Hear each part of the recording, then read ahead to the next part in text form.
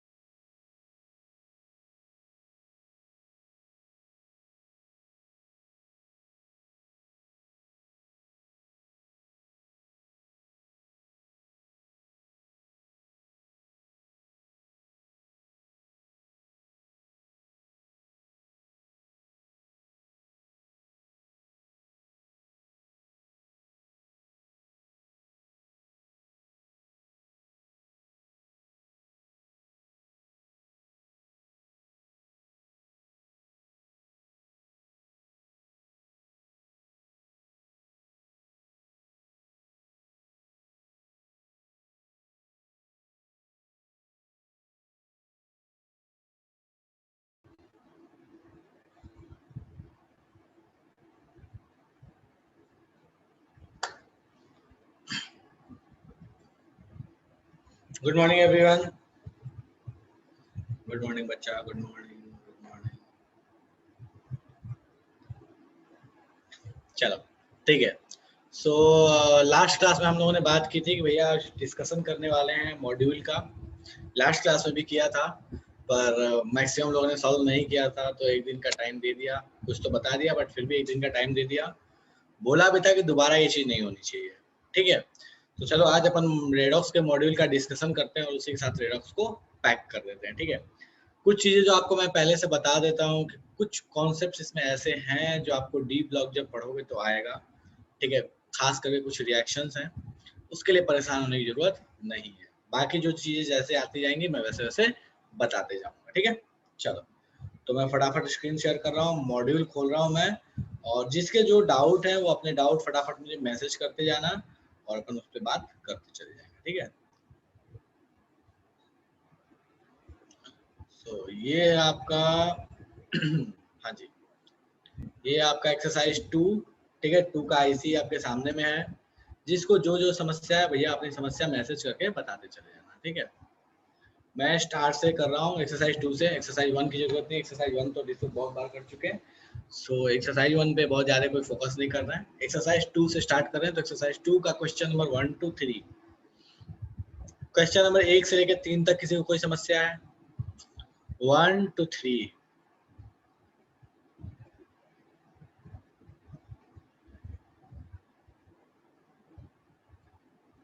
जिसको समस्या है पहले ये बताना कि भैया क्या किया है, उसके बाद बात करेंगे कहाँ तक मेहनत किया है। ऐसे नहीं कि बस हवा में बात कर रहे हैं अपन। ठीक है, चलो भैया, तो क्वेश्चन नंबर 3 में अमरजीत को समस्या है। अमरजीत ऑडियो ऑन कीजिए बच्चा। अमरजीत ऑडियो ऑन करो।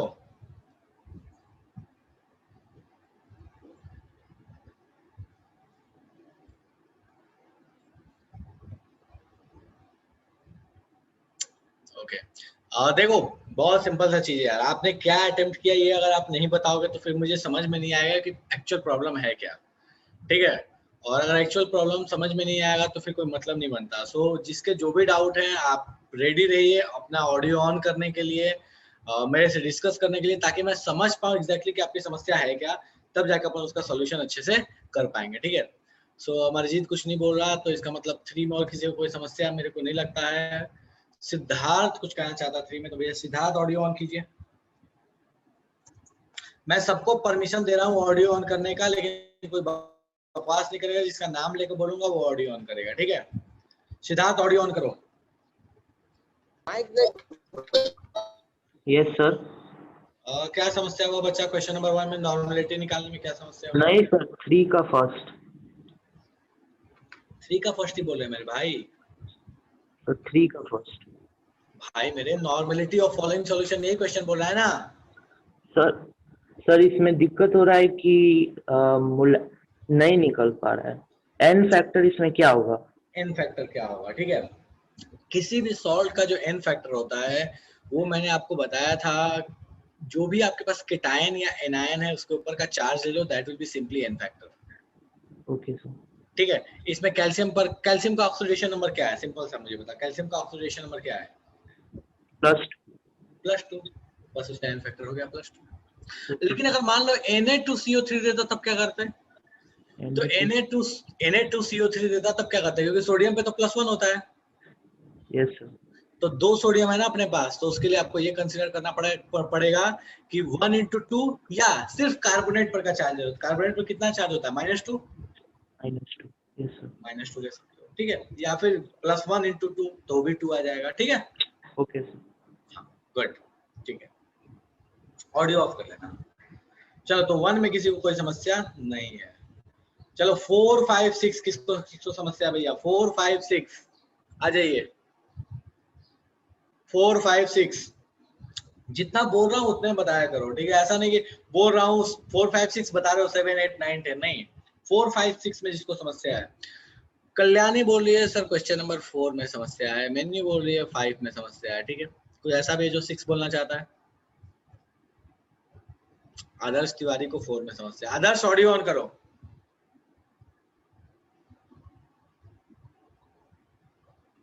आदर्श ऑडियो ऑन करो।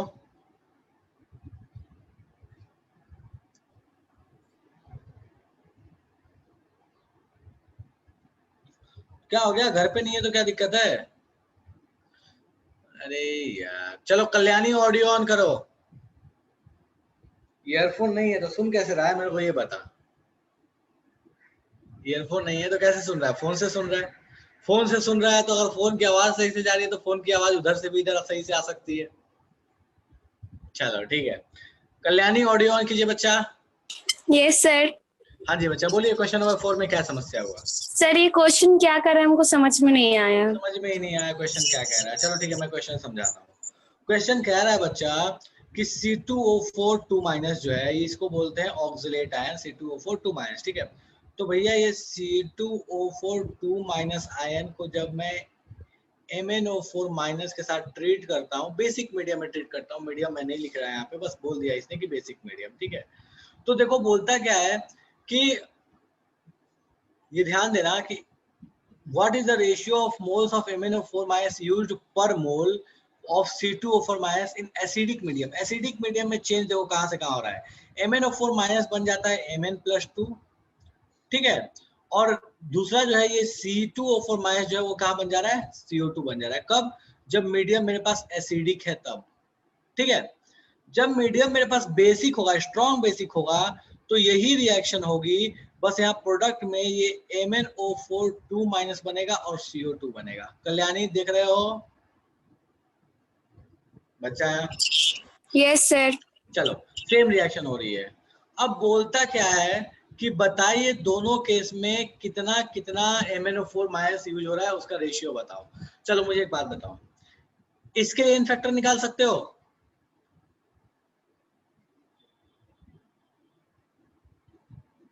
कल्याणी देखो इसका एन फैक्टर कैसा आएगा बच्चा? ये +3 में ऑक्सीडेशन नंबर, यहाँ +4 में है। एक कार्बन के लिए एक का चेंज, यहाँ 2 कार्बन है तो इसका एन फैक्टर कितना हो जाएगा? 2। सेम इसके लिए भी एन फैक्टर दो। कितना हो जाएगा 2। दोनों रिएक्शन में C2O4 का एन फैक्टर 2 है, ठीक है। Mn का एन फैक्टर अगर कंसीडर करोगे तो ऊपर वाले में 5 आएगा, क्योंकि +7 से +2 में गया तो 5 आएगा, और नीचे वाले में +7 से +6 में गया तो 1 आएगा, ठीक है, चलेगा। Yes sir. चलो अब आपको ये पता है ना कि देखो इसका एन फैक्टर पता है और इसके मोल्स मान लो 1 है, क्योंकि बोला है ना कि 1 मोल के लिए कितना चाहिए, तो इसका 1 मोल के लिए ये कितना मोल चाहिए ये निकाल लोगे। Moles into n factor is gram equivalent, तो इसका मोल्स पता है, इसका एन फैक्टर पता है, तो इसका ग्राम इक्विवेलेंट पता, इसका एन फैक्टर पता, तो इसका मोल्स नहीं बता सकते। यस सर, बता सकते हो। सेम कहानी यहाँ पे सेकंड वाले केस में इसके मोल्स बता सकते हो, यस सर, ग्राम इक्विवेलेंट से इक्वल करके।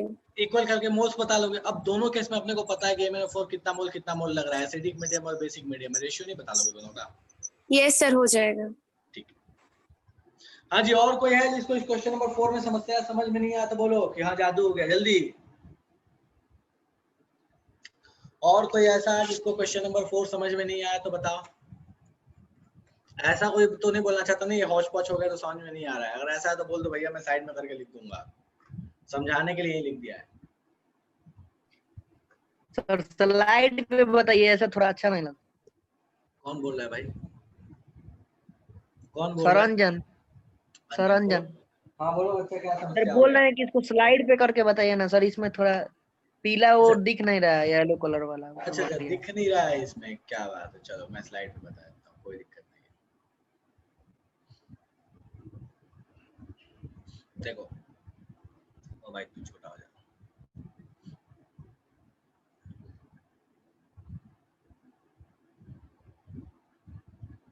चलो देखो ध्यान दो यहाँ पे अंजन, कौन सा था क्वेश्चन नंबर 4 था ना ये। एक रिएक्शन है जिसमें C2O4 2 माइनस MnO4 माइनस से रिएक्ट होके CO2 देता है, Mn+2 देता है, कब? जब मीडियम एसिडिक हो, ठीक है।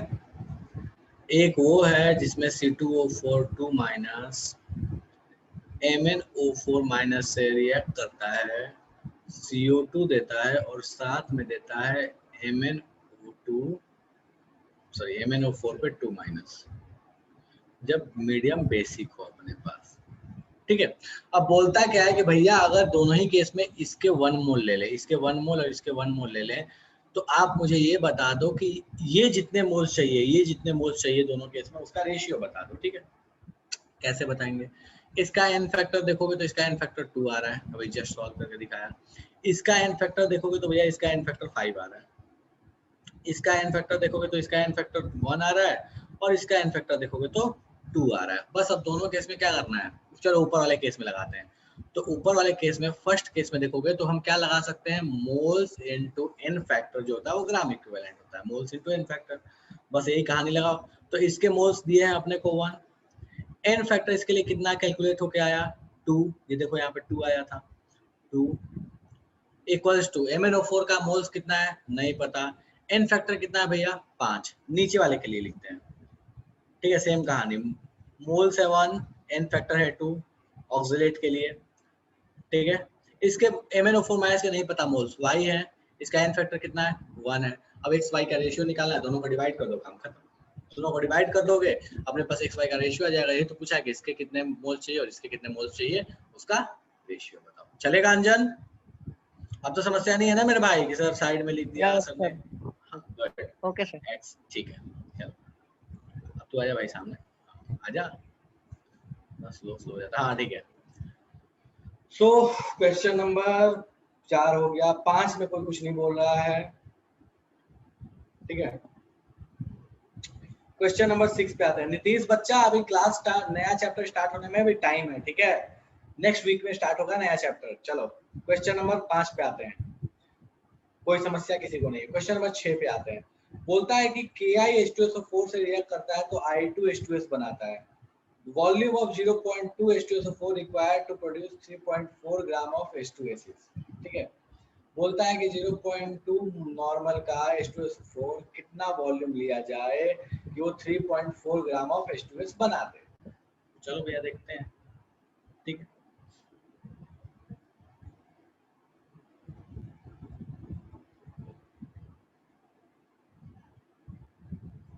ऊपर आ जा।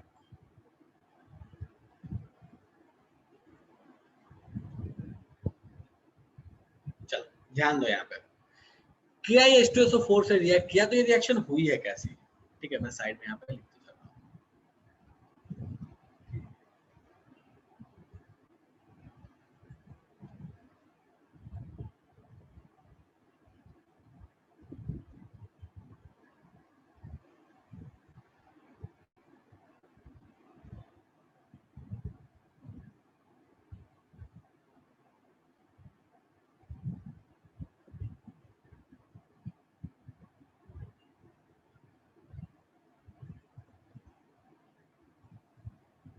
ठीक है, ये रिएक्शन हुआ है अपने पास। थोड़ा सा अपन इसको मेहनत करके थोड़ा सा एक मिनट बस।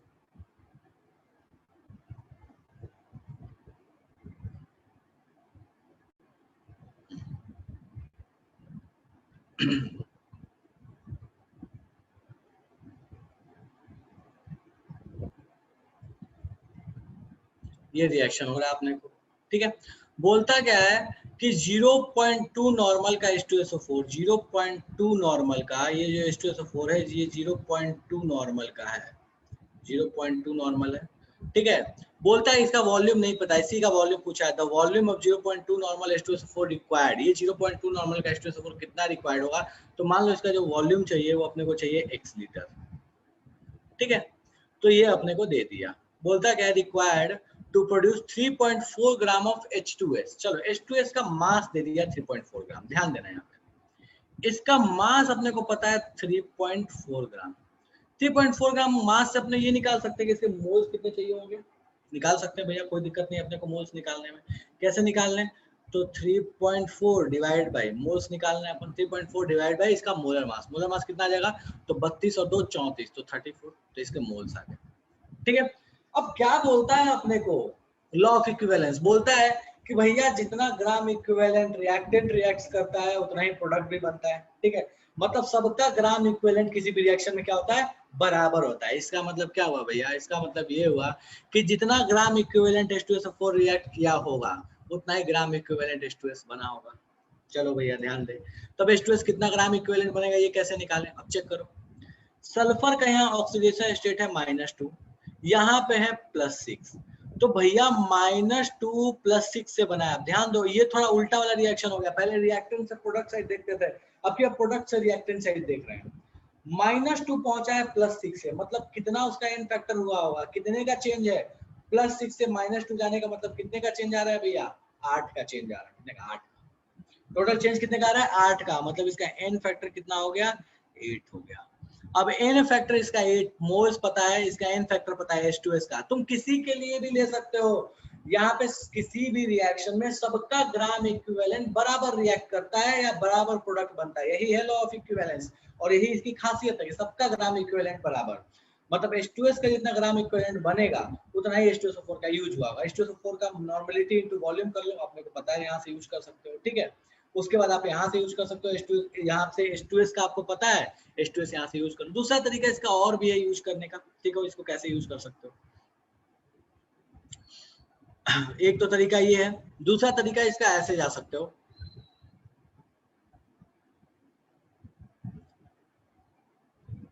इसको हटा दो, नॉर्मलिटी वाली चीज को मैं यहाँ पे थोड़ा सा हटा रहा हूँ, ठीक है।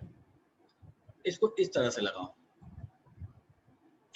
इसकी नॉर्मलिटी पता, इधर ओ ज्ञानी इधर ध्यान दो, इसका नॉर्मलिटी पता, इधर ध्यान दो, ज्यादा बेटर तरीका जो अभी बता रहा हूँ वो है, इसकी नॉर्मलिटी पता, जिसकी मोलैरिटी तो बता सकते हो। H2SO4 की मोलैरिटी कितनी हो जाएगी भैया, तो मोलैरिटी हो जाएगी 0.2/2, मतलब 0.1, मोलैरिटी हो गई 0.1। वॉल्यूम मान लो कि x लीटर लिया है, तो मोल्स कितने आ जाएंगे इसके, तो 0.1 into x, molarity into volume क्या होता है, मोल्स होता है। तो H2SO4 के मोल्स पता है मेरे को। अच्छा H2SO4 के मोल्स पता है और H2SO4 का एन फैक्टर भी पता है। H2SO4 का एन फैक्टर कितना, 8 है। ध्यान दो यहाँ पे H2SO4 का एन फैक्टर कितना होगा, +6 से कहाँ गया, -2 गया, तो यहाँ पे भी H2SO4 का एन फैक्टर कितना आ जाएगा, 8 आ जाएगा। ओ भैया चल जा, तो इसका एन फैक्टर कितना आ गया, 8 आ गया, खेल खत्म। इसका मोल्स पता है, इसका एन फैक्टर पता है, इसका मोल्स पता है, इसका एन फैक्टर पता है, दोनों को इक्वेट कर दो, काम खत्म। यहाँ से x की वैल्यू चली आएगी। मुझे फटाफट बता दो किसको किसको समस्या है, समझ में नहीं आया, जादू हो गया, किसको किसको जादू हो गया, चलेगा, बस वहां से इक्वेट कर दो, आपको जो भी वैल्यू होगा वो वैल्यू कैलकुलेट होके चला आएगा। डन है? कोई ऐसा जिसको अभी भी समझ में नहीं आया? ये बेटर तरीका है, इसको लगाओ, एसिड वेसिड वाला कॉन्सेप्ट छोड़ दो, इसको लगा लो, काम करो। एक और भी तरीका है इसको सॉल्व करने का है, मोल कॉन्सेप्ट लगा लो, बैलेंस कर दो दोनों साइड में, दोनों साइड बैलेंस कर दो, खेल खत्म। कैसे कर लोगे बैलेंस करने के बाद? इसके मोल्स पता है, इसके मोल्स के लिए इसके कितने मोल्स चाहिए, काम खत्म। वैसे भी कर सकते हो, चॉइस तुम्हारी, तुम जैसे मन वैसे कर लो, चलेगा? जल्दी बता दो भैया, कोई ऐसा है जिससे अभी भी सॉल्व नहीं हुआ तो मुझे फटाफट बता दो।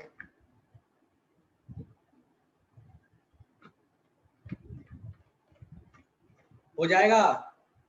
दर्शनी बोल रही है सर, तो हो जाएगा, कोई दिक्कत नहीं है। आज ही जनता, और बताओ जो भी आ रहा होगा आंसर यार, 1 लीटर 2 लीटर व्हाटएवर जो भी आंसर आ रहा होगा वो आ जाएगा। ठीक है, डन है, क्लियर है? चलो ठीक है, बैलेंसिंग कर, कोई कुछ बोलना चाहता है? कोई प्रॉब्लम नहीं है, चलो वेरी गुड, ठीक है।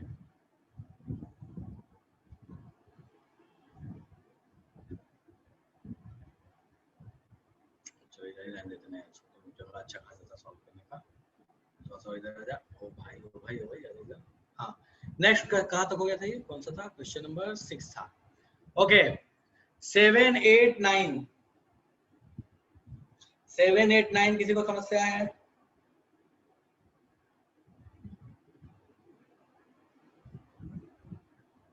7 8 9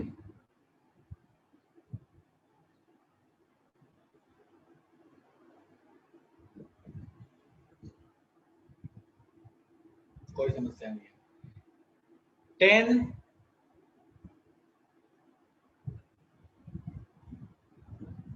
हो जाएगा?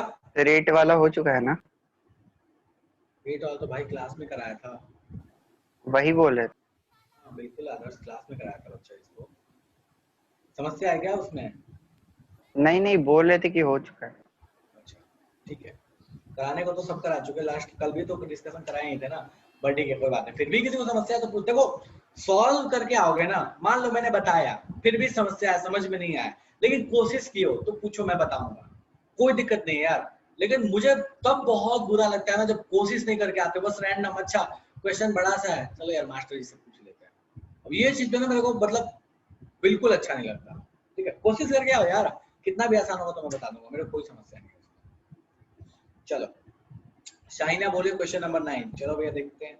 H3PO2 है, वो डिस्प्रोपोर्शनेट कर रहा है PH3 और PO3 में। बच्चा इसका तो ये क्वेश्चन तो डायरेक्टली मैंने कराया था, ये भी मैंने क्लास में कराया था बच्चा क्वेश्चन, कोई बात नहीं, मैं देखो बता रहा हूँ, ठीक है ध्यान दो। मैंने बोला था कि अगर डिस्प्रोपोर्शनेशन रिएक्शन आए तो आपको मैंने बताया था कि 1/n फैक्टर जो होता है वो होता है 1 ऑक्सीडेशन प्लस 1 रिडक्शन। ठीक है, तो चलो भैया H3PO2 है, तो यहाँ पे फास्फोरस का ऑक्सीडेशन नंबर निकालो, ये कितना आ जाएगा? तो ये आ जाएगा +4 +1। ठीक है, यहाँ पे देखोगे तो ये -3 आएगा, और यहाँ पे देखोगे तो ये आ जाएगा +3। ठीक है, तो बस इसमें पुट कर दो, तो 1/3 प्लस 1/3, खेल खत्म, चलेगा? ठीक है, नहीं नहीं सॉरी चेंज देखना है ना अपने को, मैं क्या कर रहा हूँ यार। हाँ, तो ये 1 से -3, तो कितने का चेंज आ गया भैया? +1 से 1/1, एक मिनट का रिडक्शन है, रिडक्शन में 1/4, और +1 से +3, तो 1/2, तो 1/2 प्लस 1/4, इसको सॉल्व कर लो, ये 1/n आ जाएगा, m से मल्टीप्लाई कर लेना, काम खत्म। m इंटू 1/n जो होगा ये अपने पास क्या आ जाएगा? इक्विवेलेंट वेट आ जाएगा, चलेगा? शाइना हो जाएगा या समस्या इसमें? बोलो, सॉल्व करके दिखाऊं मैं? 3/4 वाला आएगा आंसर, और क्या? बच्चा कहाँ से बोल रही है, ऐसा लग रहा है ना कि तू है बट बच्चा मतलब छपरा में, और बोल रही है कहीं मतलब दिल्ली विल्ली से। बेगूसराय। ठीक है, ध्यान से, हाँ हो गया बेगूसराय। ठीक है, हो जाएगा, चलो। बेगूसराय से बोलती तो और भी पास से आवाज आता है, ये तो बहुत दूर से आ रहा था। ठीक है, चलो, तो ये हो गया क्वेश्चन नंबर 10 तक, कोई समस्या नहीं है। नेक्स्ट पेज पे आते हैं।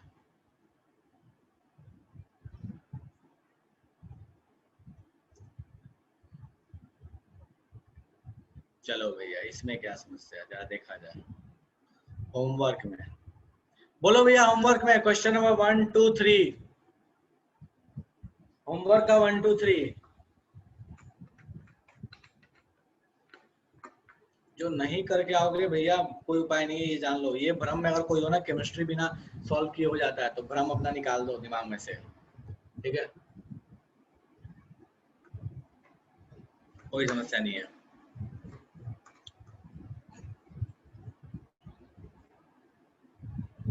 क्वेश्चन नंबर 2 क्या है भैया?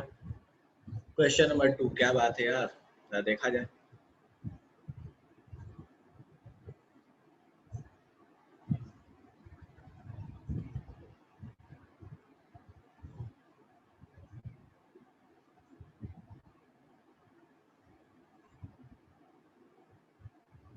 क्वेश्चन नंबर 2 बोलता है कि an aqueous solution of 6.3 gram oxalic acid dihydrate. तो पहले ऑक्सैलिक एसिड डाइहाइड्रेट समझ लो क्या होता है भैया। ये होता है H2C2O4.2H2, इसको बोलता है ऑक्सैलिक एसिड डाइहाइड्रेट। सुंदर सा बोलता क्या है कि इसका 6.3 ग्राम लिया 250 ml का सॉल्यूशन बना दिया। अच्छा चलो, इसका मास पता है, इसका मोलर मास निकाल सकते हो, वॉल्यूम ऑफ सॉल्यूशन पता है, तो यहाँ पे इसकी नॉर्मलिटी बता सकते हो। कैसे बताओगे भैया? पहले तो मास पता है, मोलर मास पता है, तो मोल्स बता लोगे। मोल्स पता है अपने को, वॉल्यूम पता है, मोल्स बाय वॉल्यूम करोगे तो मोलैरिटी आ जाएगा। मोलैरिटी इनटू एन फैक्टर कर दोगे, ऑक्सैलिक एसिड का एन फैक्टर होता है 2, तो 2 से मल्टीप्लाई कर दोगे तो नॉर्मलिटी आ जाएगा। आगे बढ़ते हैं। बोलता क्या है कि वॉल्यूम ऑफ 0.1 नॉर्मल NaOH कितना, मतलब 0.1 नॉर्मल का NaOH कितना चाहिए required to completely neutralize 10 ml of the solution. जो सॉल्यूशन लिया था उसका 10 ml, 250 ml नहीं, उसका 10 ml। तो ऐसे समझ लो ना, वो दूध वाला बताया था ना कल एग्जांपल, बाल्टी में दूध लेते हैं उसमें थोड़ा सा निकालते हैं, वैसे वाली कहानी, ठीक है। तो उसमें से क्या है ना, अब उसकी नॉर्मलिटी पता है, ऑक्सैलिक एसिड का नॉर्मलिटी पता है, उसका वॉल्यूम पता है, तो नॉर्मलिटी इनटू वॉल्यूम कर दोगे तो क्या आ जाएगा, उसका मोल्स इक्विवेलेंट आ जाएगा। ग्राम इक्विवेलेंट या इक्विवेलेंट दोनों बात बराबर है, तो उसका इक्विवेलेंट आ जाएगा। यहाँ पे इसके वॉल्यूम NaOH का x मान लो, नॉर्मलिटी पता है तो x इनटू इसका नॉर्मलिटी कर दोगे तो इसका इक्विवेलेंट आ गया। दोनों को इक्वेट कर दो, आमने सामने रख दो, x की वैल्यू चली जाएगी। x क्या है? NaOH का वॉल्यूम ही तो है। हो जाएगा या सॉल्व करके दिखाओ मुझे, ये बताओ। सर एक और बार बताइए, नहीं सुनाई दिया। कौन है? मीनू। हाँ। चलो मीनू बच्चा, मुझे ये बताइए कि आपको ऑक्सैलिक एसिड का मास दिया है, तो आप उस मास से मोल्स निकाल सकते हैं? Yes sir. मोल से मोलैरिटी निकाल सकते हैं अगर आपको वॉल्यूम दिया हुआ है तो? Yes sir. कैसे मोलैरिटी निकालिएगा? मोल से मोलैरिटी कैसे निकालिएगा? Number of moles by volume. Very good, ठीक है। मोलैरिटी से नॉर्मलिटी निकाल सकते हैं? हाँ। कैसे निकालिएगा बच्चा? मोलैरिटी से नॉर्मलिटी। हाँ कैसे निकालिएगा? मोलैरिटी से normality into n factor divided by n factor, divided by n factor. ठीक है, मतलब मोलैरिटी इनटू एन फैक्टर, ठीक है, नॉर्मलिटी आ हाँ। गया।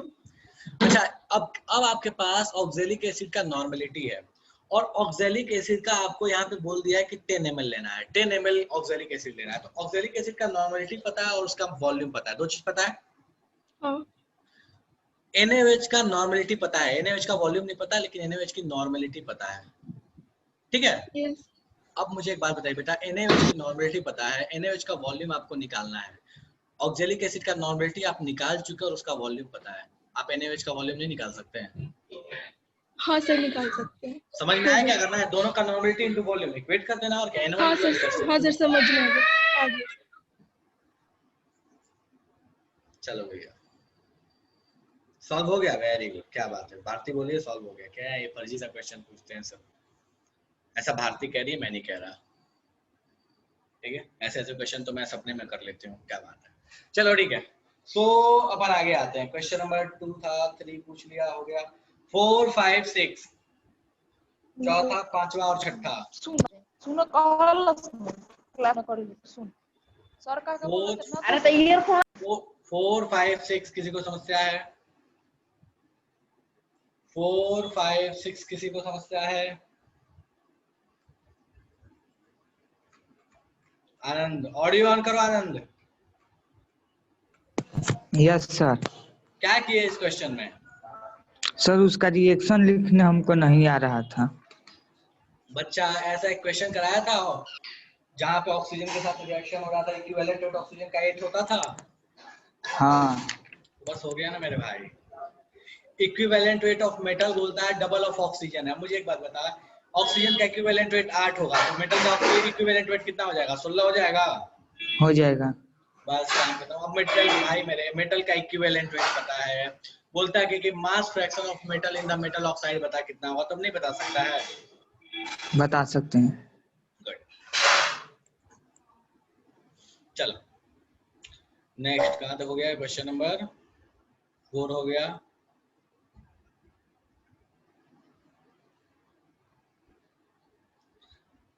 Okay, question number 5। Question number 5 किसी को समस्या है? क्वेश्चन नंबर 5 नहीं है। 6 तो क्लास में कराया है।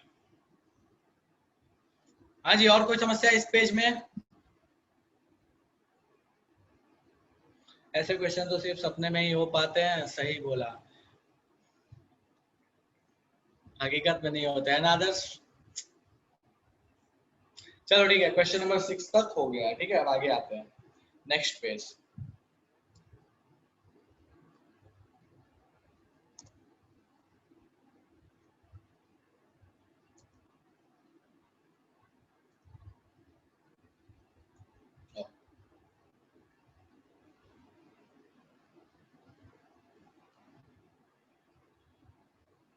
चलो भैया बताओ समस्या क्या है। क्वेश्चन नंबर 1 to 7 में 7 छोड़ दो, 7 छोड़ के बताना। 7 पे बात नहीं कर रहा। 7 के बारे में कुछ चीजें जो मैं बाद बताऊंगा, बट 7 से पहले तक समस्या तो मुझे बता दो।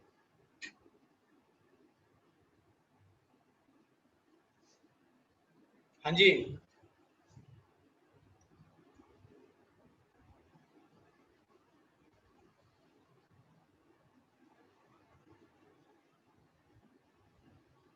बोलो भैया, 7 से पहले तक कोई समस्या है? जल्दी बोलो।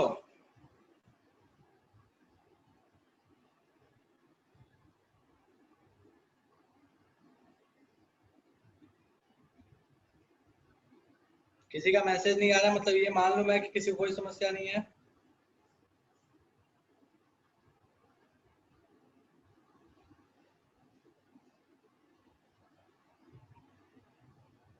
चलो ठीक है।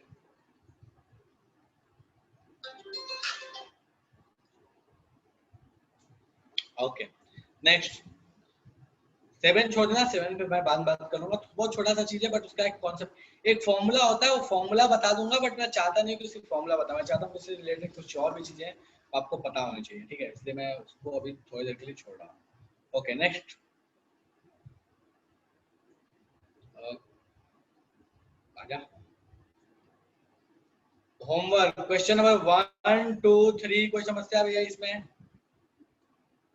1 2 3 कोई समस्या किसी को?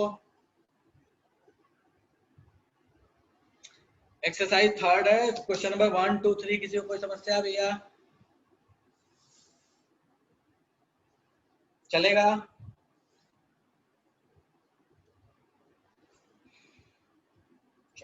ठीक है, कोई दिक्कत नहीं, फाइन।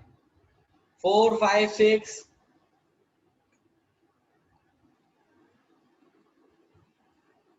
4 5 6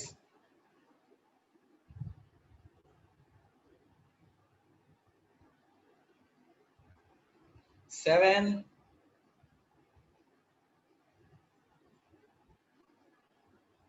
बहुत अच्छा काम किया आदर्श, वेरी गुड बच्चा। 6 चलो, बोलता है कि K2Cr2 7 reduce by 1 mole of SN+2। चलो भैया देखते हैं जरा। कल्याणी ऑडियो ऑन कीजिए बच्चा।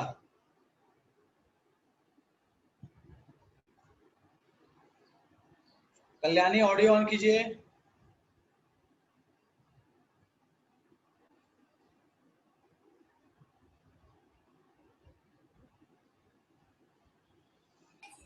Yes sir.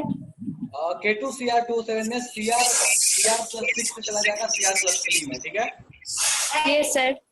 और SN+2 से चला जाएगा SN+4 में। ठीक है सर। अब कर सकते हो। देखो +2 से +4 में गया SN, n फैक्टर 2 हो गया। CR +6 से +3 में गया तो एक CR के लिए 3 का चेंज, 2 CR है K2CR 2 7 में, तो टोटल n फैक्टर कितना हो गया 6। अब बताओ बच्चा, इसके मोल्स Yes, पता है, sir. इसका n फैक्टर पता है, इसके आपके मोल्स नहीं पता, लेकिन इसका n फैक्टर पता है कि 6 है। मोल्स नहीं बता सकते हो कितना चाहिए,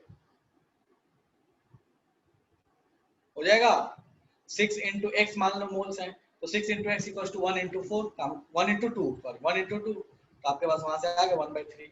चलेगा? ठीक है सर, हो जाएगा।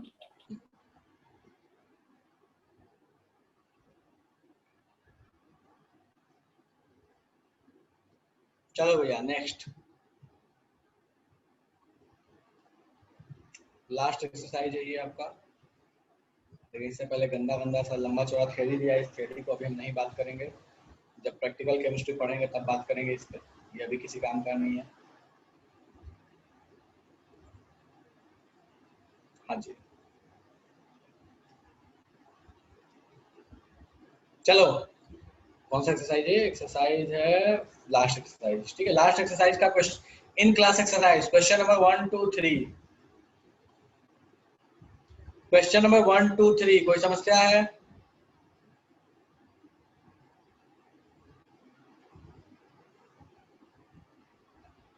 निधि ऑडियो ऑन कीजिए बच्चा। Yes sir. चलिए क्वेश्चन में आपको क्या क्या दिया हुआ है, देखो ध्यान से। बोलता है पोटेशियम पर मैग्नेट, देखो बोलता है 40 ml ऑफ पोटेशियम पर मैग्नेट, मतलब इसका आपको वॉल्यूम पता। Reacts with 0.8 gram of Na2CO4.2H2O, मतलब इसके मास पता तो इसका मोल्स पता। चलो ठीक है, ठीक है। अब इसके मोल्स पता, अच्छा ये जो चीज है ना वो एक्चुअल में ये चीज है, ध्यान दो। C2O4 Na का तो कोई चेंज होगा नहीं, मतलब इसके आपको क्या पता है, मोल्स पता है, ठीक है। एसिडिक मीडियम आपको दिया है, मतलब एसिडिक मीडियम में तो हो ही रहा है। बोलता है calculate molarity of permanganate solution. अब बच्चा एक चीज ध्यान दो, इसका वॉल्यूम पता, इसके मोल्स पता, इसके मोल्स पता तो इसके n फैक्टर तो निकाल ही सकते हो। कैसे निकालोगे? कार्बन का चेक करो, यहाँ +3 है, यहाँ +4 है, एक कार्बन के लिए आप ऐसे ही एक ऑक्सिलेट वाला क्वेश्चन बहुत बार करा चुका। एक कार्बन के लिए एक का चेंज, दो कार्बन के लिए दो का चेंज, इसका मोल्स × n फैक्टर हो गया 2, मतलब इसका ग्राम इक्विवेलेंट पता चल गया। इसका वॉल्यूम आपको पता है, ठीक है। इसका n फैक्टर कितना होगा, तो देखो यहाँ पे +7 में है, यहाँ पे +2 में है, ये कितने का चेंज दिखा रहा है, कितने का चेंज दिखा रहा है? 5 का चेंज दिखा रहा है। तो n फैक्टर हो गया 5 और मोलैरिटी होगी मान लो m, molarity × n factor, normality normality × volume, gram equivalent, ये दोनों क्या हो गया बराबर। यहाँ से मोलैरिटी नहीं बता सकते हो क्या होगा, यस सर। हो जाएगा? Yes sir. ठीक है गुड।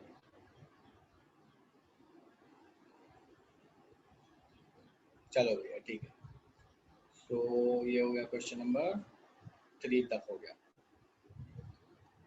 चलो भैया आगे आते हैं, अगला पेज।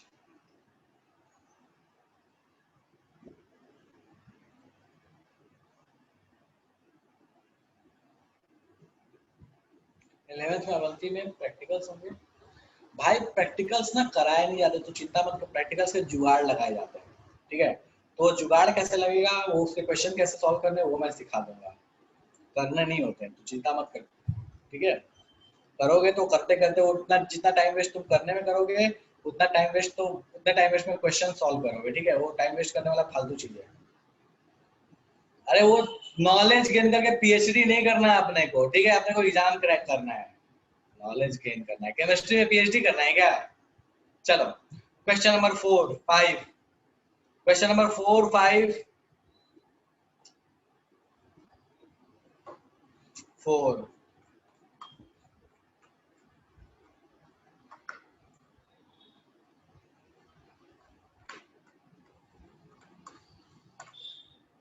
देखो मेरे को ऐसा लगता है कि लैंग्वेज में फंसा दिया इसने। ध्यान दो, ध्यान दो इस क्वेश्चन को। बोलता क्या कि 40 gram of sodium hydroxide way dissolved in 250 ml। चलो भैया इसको थोड़ा डायग्राम बना के दिखाता हूँ। ये 250 ml का सॉल्यूशन है, 250 ml का सॉल्यूशन है जिसमें 40 ग्राम NaOH है। मतलब 250 ml के सॉल्यूशन में 40 ग्राम NaOH है। यहाँ से अपने को क्या पता है, इस सॉल्यूशन की मोलैरिटी पता है, मास पता है NaOH का, तो मोल्स पता है तो मोल्स बाय वॉल्यूम करो मतलब मोलैरिटी पता, NaOH का मोलैरिटी पता है। चलो भैया आगे आते हैं, ठीक है। टाइट्रेंट वाइट्रेंट का मतलब नहीं, मैंने बोला था टाइट्रेंट वाइट्रेंट कुछ भी है, बस समझो रिएक्टेंट तुम्हारे लिए, कुछ नहीं। अब आगे बोलता है कि 25 ml of sulphuric acid were titrated, मतलब रिएक्टेड, टाइट्रेटेड मतलब रिएक्टेड विद अबव टाइट्रेंट, मतलब ऊपर वाले रिएक्टेंट के साथ। It took 16 ml of sodium hydroxide. क्या मतलब कि इसमें जो 250 ml बचा है, जो 250 ml लिया उसमें पूरा नहीं रिएक्ट किया, 16 ml ही रिएक्ट किया है। 16 ml इसका जो है वो रिएक्ट कर रहा है H2SO4 के साथ, और H2SO4 की क्या दिया है, तो H2SO4 का वॉल्यूम दे दिया है कि ये कितना वॉल्यूम है, तो 25 ml है। बोला है कि भैया इसकी molarity to the end point, end point का मतलब है लास्ट तक न्यूट्रलाइज हो गया। बोलता है क्या मोलैरिटी इसका बताओ, इसकी मोलैरिटी कितनी होगी। अब बता लोगे, कैसे बताओगे, देखो ये जो 16 ml NaOH निकला है, 16 ml NaOH निकला है, यहाँ से इसकी जो मोलैरिटी होगी वही इस 16 ml सॉल्यूशन की होगी, पता है। अच्छा मोलैरिटी पता है इसका NaOH का, तो नॉर्मेलिटी भी पता है, तो इसका नॉर्मेलिटी पता है, इसका वॉल्यूम पता, मतलब इसका क्या पता अपने को, क्या बात है यार, क्या बात है, गुड। तो इसका नॉर्मेलिटी पता, इसका वॉल्यूम पता अपने को, ठीक है। तो यहाँ से हमको क्या पता चल गया भैया, इस NaOH सॉल्यूशन का ग्राम इक्विवेलेंट जो इससे रिएक्ट करेगा, इसका वॉल्यूम पता, इसकी मोलैरिटी नहीं पता अपने को, तो मोलैरिटी इनटू 2 कर दोगे, n फैक्टर 2 है तो इसका नॉर्मेलिटी आ गया। तो वॉल्यूम इनटू नॉर्मेलिटी जब करोगे तो ये क्या हो गया आपका ग्राम इक्विवेलेंट ऑफ H2SO4, यही दोनों न्यूट्रलाइज हुआ है, तो बस इन दोनों को इक्वेट कर दो, काम खत्म। यहाँ से आपके पास क्या आ जाएगा, मोलैरिटी आ जाएगा। हो जाएगा या करके दिखाओ, मुझे ये बताओ, हो जाएगा या करके दिखाओ, मुझे ये बता दो भैया। ये एक और क्वेश्चन किए थे ना पीछे वाला, वैसा ही क्वेश्चन है। एक और क्वेश्चन था ना ऑक्जेलिक एसिड वाला, कि सॉल्यूशन 250 ml का बनाया, उसमें से 10 ml निकाला, वही कहानी है। ये 250 ml का बनाया, उसमें से 16 ml निकाल दिया, काम खत्म। अब कल्याणी बोल रही है हो जाएगा, निधि बोल रही है हो जाएगा, नहीं तान्या बोल रही है हो जाएगा, ठीक है हो जाएगा भैया सबका, या कोई समस्या है अभी भी?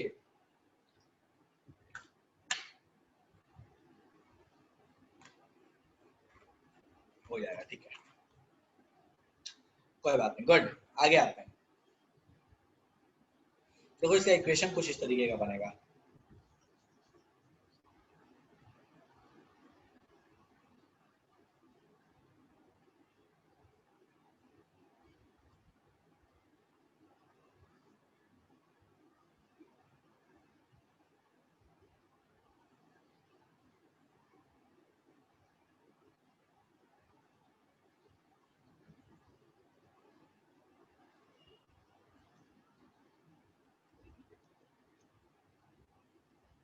यहाँ से x की वैल्यू निकाल लो, जो x की वैल्यू आएगी वही आंसर होगा।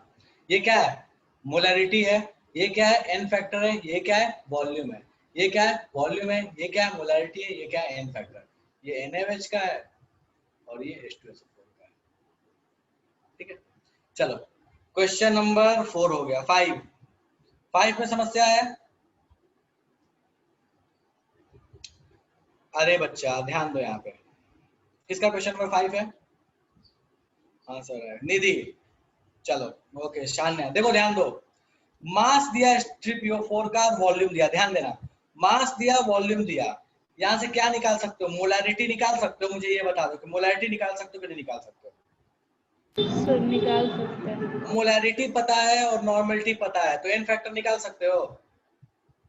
Yes sir. अब जब n फैक्टर निकाल सकते हो बच्चा, तो मुझे ये बताओ कि n फैक्टर अगर 2 आएगा, मान लो फॉर अ टाइम बिंग अगर H3PO4 का n फैक्टर 1 आता, तो इसका मतलब क्या हुआ, वो एक H+ लूज करता, एक H+ लूज करता, तो H3PO4 किस में कन्वर्ट होता बच्चा, तो ये कन्वर्ट हो जाता है HPO4 H2PO4 माइनस में। अगर n फैक्टर 1 आता, n फैक्टर 2 आता, तो H3PO4 किस में कन्वर्ट होता, तो H3PO4 कन्वर्ट हो जाता आपका HPO4 2 माइनस में। अगर n फैक्टर 3 आता तो किस में कन्वर्ट होता, PO4 2 माइनस में। बेसिकली क्या है, n फैक्टर क्या होता है, कितना H+ लूज किया, n फैक्टर पता चल गया, उतने H को H3PO4 में से उड़ा दो, जो आयन बचा वो आपका आंसर हो जाएगा, हो जाएगा। अब अगर 1 आता, देखो अगर n फैक्टर 1 आएगा तो ये होगा, n फैक्टर 2 आया तो ये होगा, n फैक्टर PO4, ये तो होगा ही नहीं क्योंकि PO3 कहाँ से आ गया, ये तो पॉसिबल ही नहीं है। तो 1 आया तो ये, 2 आया तो ये, 3 आया तो ये, n फैक्टर 3 पे ये, 1 पे ये, 2 पे ये, खेल खत्म। चलेगा? कोई समस्या है भैया किसी को? जल्दी बताओ।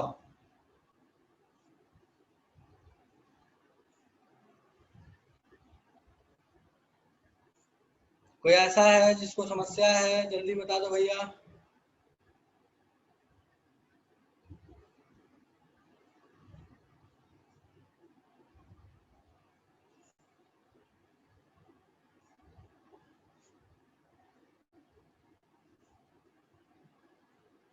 एक मिनट रुको।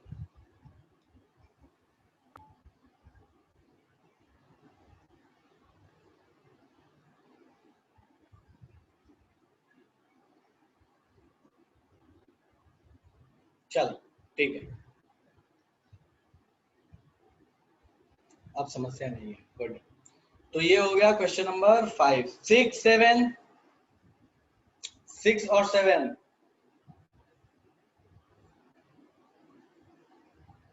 6 में समस्या है, 7 में नहीं है।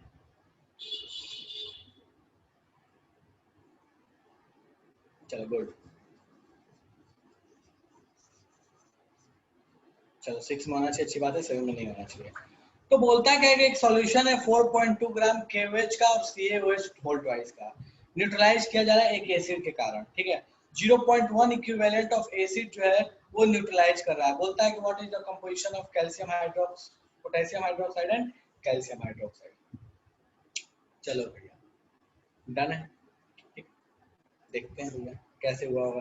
बोलता है क्या कि भैया बताइए दोनों के परसेंटेज कितने कितने रहे होंगे।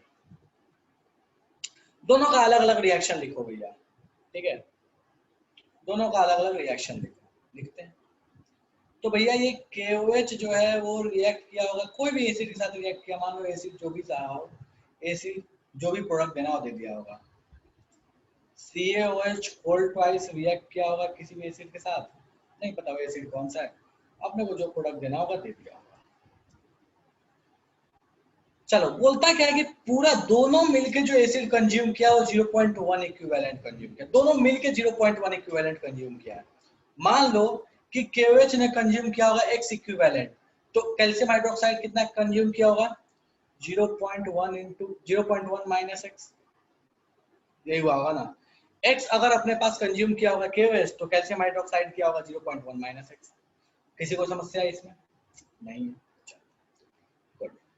चलो मुझे नहीं पता कि KOH का मास कितना है, लेकिन मुझे ये पता है कि KOH और CaOH का मास 4.2 है। चलो मान लिया कि मेरे पास KOH जो है वो y ग्राम रहा होगा, y ग्राम रहा होगा। चलो KOH का मास y ग्राम है तो उसके मोल्स लिख सकते हो, y upon molar mass. Molar mass KOH का कितना होगा फटाफट बताओ, जल्दी कैलकुलेट करो। 39 पोटेशियम था, 40 और 40 50 56, मतलब मोल्स ऑफ KOH कितना आ जाएगा y अपॉन 56। मुझे जल्दी बता दो भैया, कोई ऐसा जो कहना चाहता है कि मोल्स ऑफ KOH नहीं समझ आ रहा, y बाई 56 कैसे हुआ। y ग्राम KOH मान लिया, कैल्शियम हाइड्रोक्साइड को मान लिया, कौन है भाई हो गया।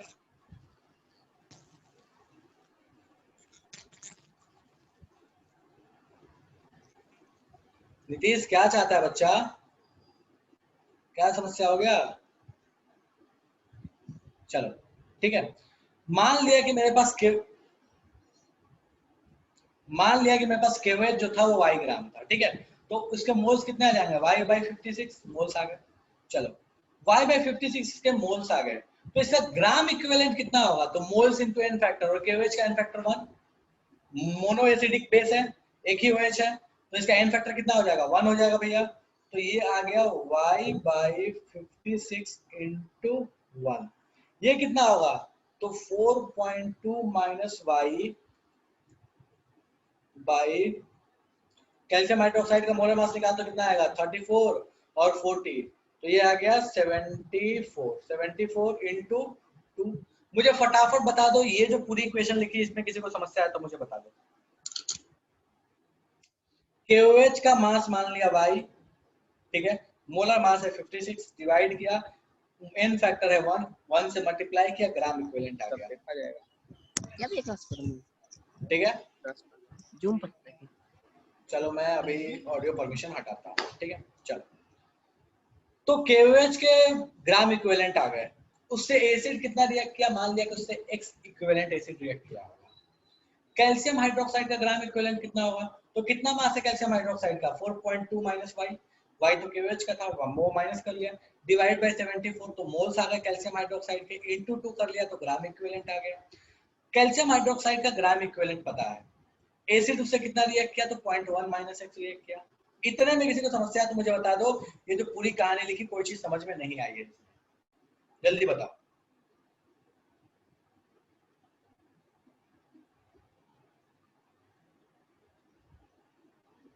हो जाएगा, अरे बोल लो भाई, हो जाएगा कि नहीं होगा ये तो बता दो। अब बस क्या करना है, देखो अब इसके बाद खेल खत्म है।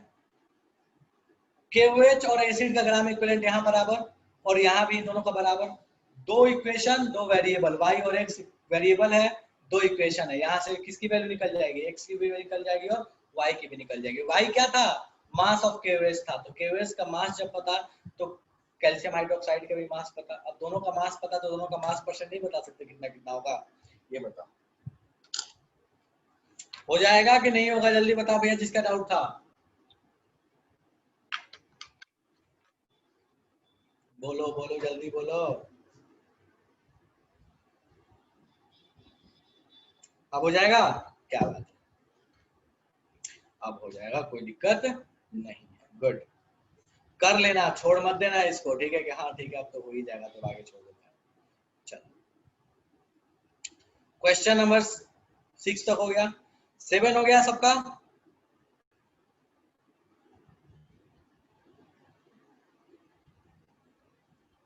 सेवन हो गया है,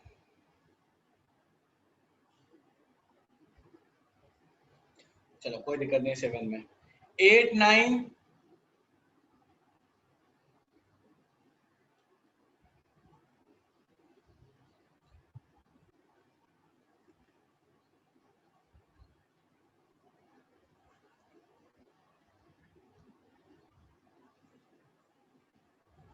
क्वेश्चन नंबर 8, क्वेश्चन नंबर 9, क्या बात है, चलो दोनों बताता हूँ, ध्यान दो। क्वेश्चन नंबर 8 क्या बोलता है, बोलता है 0.6 ग्राम ऑफ इम्प्योर, ध्यान देना, इम्प्योर अमोनियम क्लोराइड है। चलो देखते हैं आगे। उसको बोलता है कि NaOH से हीट किया तो अमोनिया गैस दिया, उसको एब्जॉर्ब कर लिया उसको एब्जॉर्ब कराया है 150 ml of N/5 H2SO4 solution, ठीक है। Excess of acid is completely neutralized by 20 ml of one normal NaOH solution. The percentage of ammonium chloride in the sample is, ये क्वेश्चन लेंदी है, अच्छा है, लेंदी है, शुरू करते हैं, ठीक है। चलो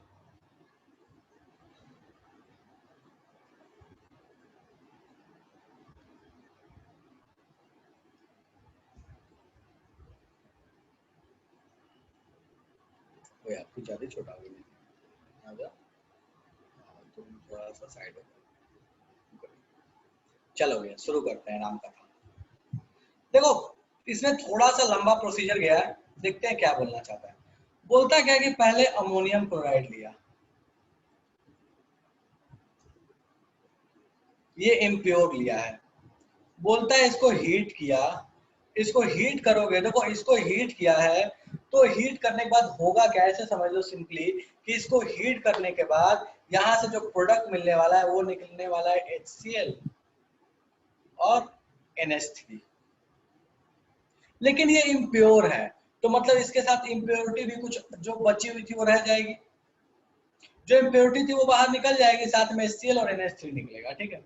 चलो इसका मास दिया है अपने को 0.6 ग्राम। अच्छा 0.6 ग्राम है तो यहाँ तो ये नहीं बोल सकते कि अमोनिया 0.6 ग्राम बनेगा, मोल कॉन्सेप्ट लगा नहीं पाओगे भैया, क्यों, क्योंकि इम्प्योरिटी है, मतलब सारा तो अमोनियम क्लोराइड इसमें कन्वर्ट हुआ नहीं होगा, ठीक है। अब इस अमोनियम क्लोराइड को बोलता है कि इसको ट्रीट किया है H2SO4 के साथ, तो अमोनिया को जब H2SO4 के साथ ट्रीट करते हैं ना तो देखो प्रोडक्ट क्या मिलता है, इसमें जो प्रोडक्ट मिलता है वो कुछ होता है इस तरीके की चीज, NH4SO4 ये ट्वाइस। अब अगर याद करो तो मैंने एक चीज आपको बताई थी कि अमोनिया एक बेस है और उसका N फैक्टर 1 है। याद करो, देखो लिस्ट भी अगर चेक करोगे तो लिस्ट में आपको दिखेगा कि अमोनिया एक बेस है और उसका N फैक्टर 1 है, ये मैंने आपको बताया था। वीक बेस है, N फैक्टर 1 है, ठीक है। ये एसिड के साथ रिएक्ट कर रहा है भैया, ध्यान देना, ठीक है। ये एसिड के साथ रिएक्ट कर रहा है। चलो भैया कोई दिक्कत नहीं है, असाइनमेंट चेंज कर लेता हूं मैं।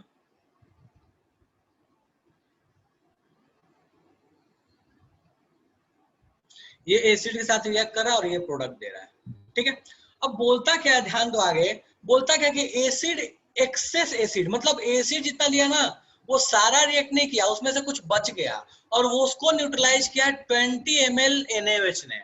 मतलब क्या हुआ कि ये जो एसिड है, इस एसिड को इस अमोनिया ने न्यूट्रलाइज किया है और साथ में एक और भी चीज है इसको न्यूट्रलाइज करने आई है, वो है NaOH। और NaOH के बारे में भी बोला है कि भैया NaOH भी मिलकर इसको न्यूट्रलाइज करने वाला है। इस इम्प्योरिटी वाली चीज को मैं यहाँ से हटा दे रहा हूँ फिलहाल के लिए, छोटा सा आई लिख दे रहा हूँ, ध्यान रखना ये आई है, ठीक है। NaOH इसको न्यूट्रलाइज कर रहा है और NaOH के बारे में दो डिटेल्स दिए हुए हैं कि इसका वॉल्यूम दिया हुआ है 20 ml और इसकी मोलैरिटी दी है 1, नॉर्मलिटी दी है 1 नॉर्मल, ठीक है। तब जाके अपने पास ये बना है और साथ में यहाँ पे बन गया होगा Na2SO4।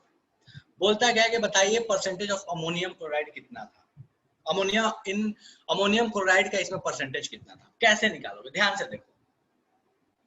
इस H2SO4 का हमको क्या क्या पता है, तो इस H2SO4 की दोनों चीजें पता है। क्या पता है, इसका वॉल्यूम पता है कि 150 ml है और इसका नॉर्मलिटी पता है कि 1/5 नॉर्मल है। अब ध्यान दो, यहाँ गौर फरमाओ, तो इस अकेले H2SO4 ने दो को निपटाया, इसको भी निपटाया, इसको भी निपटाया। मतलब क्या हुआ कि इसका जितना ग्राम इक्विवेलेंट यूज हुआ होगा उतना ग्राम इक्विवेलेंट इसका प्लस इसका यूज हुआ होगा। पिछले वाले क्वेश्चन को रेफर करके देखो तो बिल्कुल वैसा ही क्वेश्चन है ये। अगर पिछले वाला क्वेश्चन जो भी जस्ट अभी थोड़ी देर पहले बताया था कैल्शियम हाइड्रोक्साइड वाला, अगर तुम ध्यान देते तो पोटेशियम हाइड्रोक्साइड और कैल्शियम हाइड्रोक्साइड का जो ग्राम इक्विवेलेंट का सम होता वो बराबर होता एसिड के ग्राम इक्विवेलेंट के। देखो ध्यान दो, मतलब क्या है कि यहाँ पे देखो यार कहाँ गया वो क्वेश्चन, इसी में था ना। देखो ध्यान दो, अगर मैं इन दोनों को जोड़ दूं, तो gram equivalent of KOH plus gram equivalent of CaOH अगर जोड़ दूं तो एसिड का भी जब जुटेगा तो दिखेगा कि x और x कैंसिल हो गया, 0.1 बच गया। मतलब क्या हुआ कि एसिड का ग्राम इक्विवेलेंट जो था उस अकेले ने दोनों कैल्शियम हाइड्रोक्साइड और पोटेशियम हाइड्रोक्साइड को निपटा दिया। मतलब एसिड का gram equivalent equals to potassium hydroxide का gram equivalent plus calcium hydroxide का ग्राम इक्विवेलेंट। सेम कहानी इस वाले क्वेश्चन में लगा लो, सेम कहानी इस वाले क्वेश्चन में लगा लो कि भैया ग्राम इक्विवेलेंट जो होगा इस एसिड का, वो ग्राम इक्विवेलेंट इसका प्लस इसका होगा। डन। चलो इसका ग्राम इक्विवेलेंट तो लिख सकते हैं वॉल्यूम इनटू नॉर्मलिटी, इसका ग्राम इक्विवेलेंट लिख सकते हैं वॉल्यूम इनटू नॉर्मलिटी। इसका कैसे लिखे ग्राम इक्विवेलेंट, तो n फैक्टर है 1, n फैक्टर है 1, मान लो इसके मोल्स रहे होंगे x, तो x moles into 1 gram equivalent, volume into normality gram equivalent, volume into normality gram equivalent. मतलब यहां से अपने को ये पता चल जाएगा कि अमोनिया के कितने मोल्स रहे होंगे। डन है। अमोनिया का मोल पता मतलब अमोनिया का मास पता, अमोनिया का मास पता चल गया कि अमोनिया कितना ग्राम बना है। ठीक है, अब अपने को क्या समस्या है भैया, जितना ग्राम अमोनिया बना है उसके अकॉर्डिंग मोल कॉन्सेप्ट लगा के ये निकाल सकते हो कि ये एक्चुअल में कितना अमोनियम क्लोराइड रहा होगा। कि जितना ग्राम अमोनिया बना है उसके अकॉर्डिंग निकालो कि एक्चुअल में अमोनियम क्लोराइड कितना रहा होगा। जितना ग्राम ये बना, या ऐसे बोलो मोल्स पता, जितने मोल्स अमोनिया रहा होगा उतने ही मोल्स अमोनियम क्लोराइड लिया होगा, उतने मोल्स अमोनियम क्लोराइड का मास निकाल लो, तो एक्चुअल अमोनियम क्लोराइड का मास पता चल गया। लिया कितना था वो पता है, परसेंटेज प्योरिटी निकल जाएगा, जितना एक्चुअल है डिवाइड बाय लिया कितना था इनटू 100। अब मुझे बताओ किसको किसको ये समझ में नहीं आया, जल्दी बताओ, हो जाएगा ये? शान्या, रिया बता बच्चा हो जाएगा कि नहीं होगा, जो लोग ने पूछा था ये क्वेश्चन नंबर 8 वंस अगेन। चलो एक बार फिर से अगेन, NH4Cl को हीट करने पे अमोनिया निकला, पहले पार्ट को एकदम गायब कर दो। अमोनिया और NaOH दोनों ही मिलकर न्यूट्रलाइज कर रहा है H2SO4 को, दोनों मिलकर न्यूट्रलाइज कर रहा है। मतलब क्या कि इन दोनों का ग्राम इक्विवेलेंट का जो सम होगा वो H2SO4 के ग्राम इक्विवेलेंट के बराबर होगा। दोनों का ग्राम इक्विवेलेंट का सम, मतलब अमोनिया का और NaOH का ग्राम, दोनों बेस है तो दोनों बेस के ग्राम इक्विवेलेंट का सम बराबर एसिड का ग्राम इक्विवेलेंट का सम। ये चीज दिमाग में बैठा लो, बेस का ग्राम इक्विवेलेंट का सम बराबर एसिड का ग्राम इक्विवेलेंट का सम। डन है। तो इसका ग्राम इक्विवेलेंट का सम, इन दोनों का ग्राम इक्विवेलेंट का सम इसके बराबर। चलो अब लिखते हैं इसका ग्राम इक्विवेलेंट कितना होगा। तो भैया इसका वॉल्यूम पता, इसकी नॉर्मलिटी पता, मतलब इसका ग्राम इक्विवेलेंट पता। NaOH का ग्राम इक्विवेलेंट कितना, तो इसका वॉल्यूम पता, इसकी नॉर्मलिटी पता, मतलब इसका ग्राम इक्विवेलेंट पता। NH3 का ग्राम इक्विवेलेंट कितना मुझे नहीं पता कितना, लेकिन मान लिया कि इसके मोल्स रहे होंगे X, तो X और इसका N फैक्टर अमोनिया का होता है 1, बेस है, मोनो एसिडिक है, तो मोल्स है X, N फैक्टर है 1, तो X into 1 इसका ग्राम इक्विवेलेंट। अब इन दोनों का X into 1 plus 1 into 20 equals to 150 into 5। जैसे ही इन दोनों का सम ग्राम इक्विवेलेंट का इसके बराबर करोगे, वहां से किसकी वैल्यू आ जाएगी, X की वैल्यू आ जाएगी। X क्या है, अमोनिया का मोल्स। अमोनिया कितना मोल बनेगा, अब पुराने वाले रिएक्शन पे आते हैं। अमोनिया कितना मोल बनेगा, जितना मोल अमोनियम क्लोराइड डिसोसिएट होगा। मोलर रेशियो 1:1 है, देखो ना यहाँ भी 1 है यहाँ भी 1 है। मतलब क्या हुआ कि जितना मोल ये टूटेगा उतना ही मोल ये बनेगा। तो इसके मोल्स पता, मतलब अमोनियम क्लोराइड के कितने मोल्स लिए होंगे ये पता, उसके कितने मोल्स लिए होंगे पता, तो उसका मास निकाल लो मोलर मास से मल्टीप्लाई करके। तो ammonium chloride, pure ammonium chloride का मास कितना है ये पता चल गया। प्योर अमोनियम क्लोराइड का मास पता और इम्प्योर का मास पता, प्योर अपॉन इम्प्योर इंटू 100 कर दो, प्योरिटी पता। हो जाएगा, हो जाएगा, अभी नहीं होगा, ये बताओ।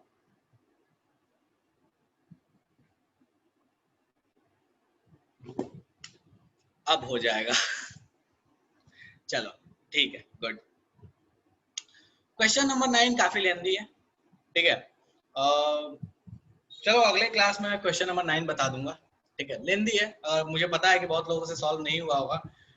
जो लोगों ने सॉल्व किया है चलो अगले क्लास में पूछ रहे हैं, ठीक है। मैं ये नहीं बोला कभी मैं अभी बता सकता हूँ, बट ठीक है, मैं उम्मीद कर रहा हूँ बहुत लोगों ने सॉल्व नहीं किया है, ये उम्मीद करता हूँ मैं, ठीक है। तो स्टिल जिन लोगों ने होमवर्क नहीं किया, मैं फिर से बोल रहा हूँ, आज जाओ, एक और चांस है, कंप्लीट कर लो होमवर्क। अगले क्लास में जो भी समस्या होगी इससे पहले तक एक्सरसाइज के वो पहले एक बार पूछ लेना, फिर इसको पैक कर देंगे, ठीक है। और H2SO4 का वो जो क्वेश्चन था उसको समझा दूंगा। वैसे उसमें डायरेक्ट एक फॉर्मूला लगता है, वो चाहो तो डायरेक्टली तुम बना सकते हो फॉर्मूला कि वॉल्यूम स्ट्रेंथ इक्वल्स टू होता है 11.2 into molarity. Simple, volume strength equals to 11.2 into molarity. Solution की मोलैरिटी निकाल लो, 11.2 से मल्टीप्लाई कर दो, वॉल्यूम स्ट्रेंथ आ जाएगा, जो H2SO4 का क्वेश्चन नंबर 7 था। आराम से लगा सकते हो, बट इसका मतलब क्या होता है, कैसे होता है, इसके बारे में थोड़ा नेक्स्ट क्लास में चर्चा कर लेंगे, और इसके आगे के भी डिस्कशन अगले क्लास में करके रेडॉक्स की सभा समाप्त कर देंगे। बेंजोइक एसिड का फॉर्मूला होता है बच्चा ये C6H5COOH, ये होता है बेंजोइक एसिड का फॉर्मूला, C6H5COOH, ठीक है। तो इसी के साथ आज की सभा समाप्त कर रहा हूँ। उम्मीद कर रहा हूँ कि अच्छे अच्छे क्वेश्चंस किए, भेजे में गया होगा। जो लोग नहीं किए भैया प्लीज कर लीजिए उसको, अगले क्लास में डिस्कस करके इस चैप्टर का पैक कर देंगे, फिर उसके बाद नया चैप्टर शुरू हो जाएगा, ठीक है। चलो जितना याद कर लो रेवांश उतना अच्छा है, at least S block, P block पूरा और डी ब्लॉक का 3D सीरीज, ठीक है। चलो ठीक है, तो आज की सभा समाप्त करते हैं, टाटा बाय बाय। थोड़ा पहले छोड़ दे रहा हूँ क्योंकि बहुत टॉर्चर किया है मैंने। बहुत लोग तो बस क्लास में सोच रहे हैं पता नहीं क्या ही चल रहा है, क्या चाहते हो, मतलब हम काम करके नहीं आए तो आप हमारा जान ले लोगे, बट क्या कर सकते हैं, मैंने बोला था काम करके आना जरूरी है, काम नहीं करोगे तो कोई उपाय नहीं है, ठीक है। सो आज की क्लास सभा यहीं समाप्त करते हैं, अगले क्लास में फिर इससे आगे की कहानी कंटिन्यू करेंगे। बाय बाय, टाटा। चलो थैंक यू आनंद।